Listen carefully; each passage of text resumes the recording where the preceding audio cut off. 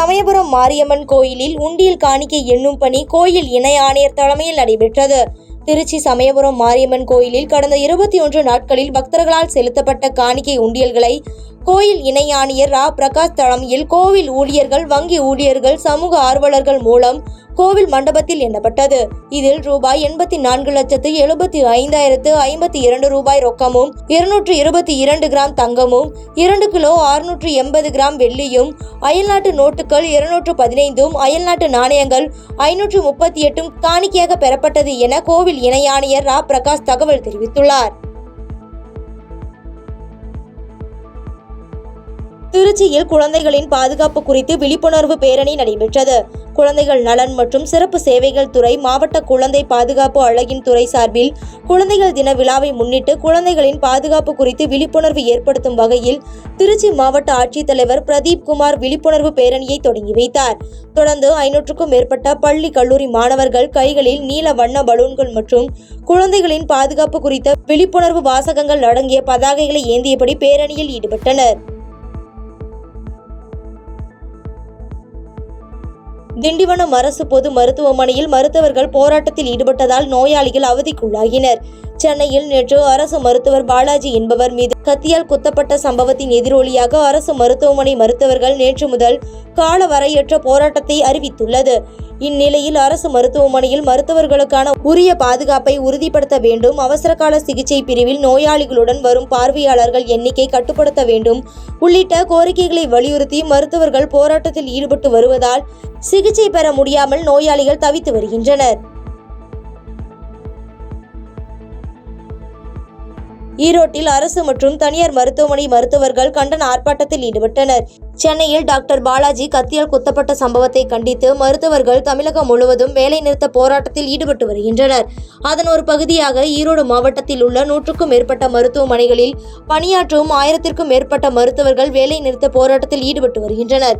இதுகுறித்து இந்திய மருத்துவ சங்கத்தின் தமிழ்நாடு மாநில தலைவர் டாக்டர் அபுல்ஹாசன் செய்தியாளர்களிடம் கூறுகையில், மருத்துவர்கள் மற்றும் மருத்துவமனைகள் மீது தாக்குதல் நடத்தப்பட்டால் 2008 கொண்டுவரப்பட்ட சட்டத்தின் கீழ் பிணையில் வர முடியாத பிரிவில் சம்பவம் நடந்த 12 மணி நேரத்திற்குள் வழக்கு பதிவு செய்ய வேண்டும் என வலியுறுத்தி பேசினார். இந்த வேலை நிறுத்தத்தின் மூலமாக நாங்கள் தமிழக அரசை கோருவதெல்லாம் மருத்துவர்களுக்கு அரசாங்க மருத்துவமனையாக இருந்தாலும் சரி, தனியார் மருத்துவமனையாக இருந்தாலும் சரி, மருத்துவர்களுக்கு பாதுகாப்பு வேண்டும்.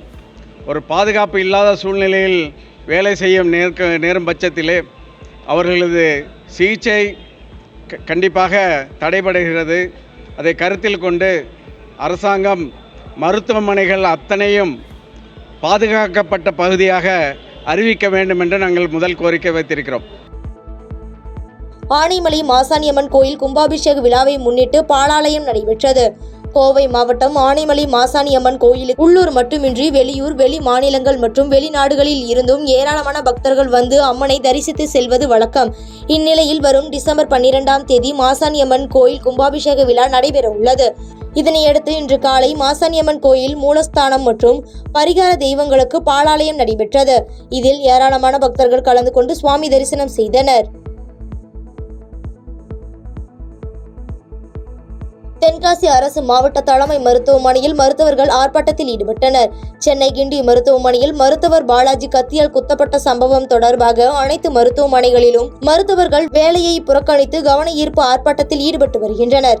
தொடர்ச்சியாக தென்காசி மாவட்ட அரசு தலைமை மருத்துவமனையில் சுமார் 50க்கும் மேற்பட்ட மருத்துவர்கள் கவன ஈர்ப்பு ஆர்ப்பாட்டத்தில் ஈடுபட்டனர்.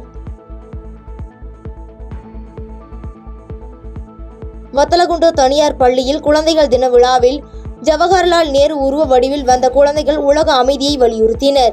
திண்டுக்கல் மாவட்டம் வத்தலகுண்டுவில் உள்ள தனியார் பள்ளியில் குழந்தைகள் தின விழா பள்ளி முதல்வர் அருட்தந்தை பால்ராஜ் தலைமையில் நடைபெற்றது. இவ்விழாவில் பங்கேற்ற குழந்தைகள் ஜவஹர்லால் நேரு உருவ வடிவில் வந்து உலக அமைதியை வலியுறுத்தினர். பள்ளி நுழைவாயிலில் நின்ற குழந்தைகள் போர் வேண்டாம், உலக அமைதி வேண்டும் என்ற வாசகங்களுடன் கூடிய பதாகைகளை ஏந்தி பொதுமக்களுக்கு விழிப்புணர்வை ஏற்படுத்தினர். குறிஞ்சிப்பாடி பேருந்து நிலையம் எதிரே முறையான வடிகால் வசதி இல்லாததால் சாலையில் தேங்கி நிற்கும் மழைநீரால் பொதுமக்கள் அவதியடைந்துள்ளனர். கடலூர் மாவட்டம் குறிஞ்சிப்பாடியில் பழைய பேருந்து நிலையம் இடிக்கப்பட்டு புதிய பேருந்து நிலையம் கட்டும் பணி தற்போது நடைபெற்று வருகிறது.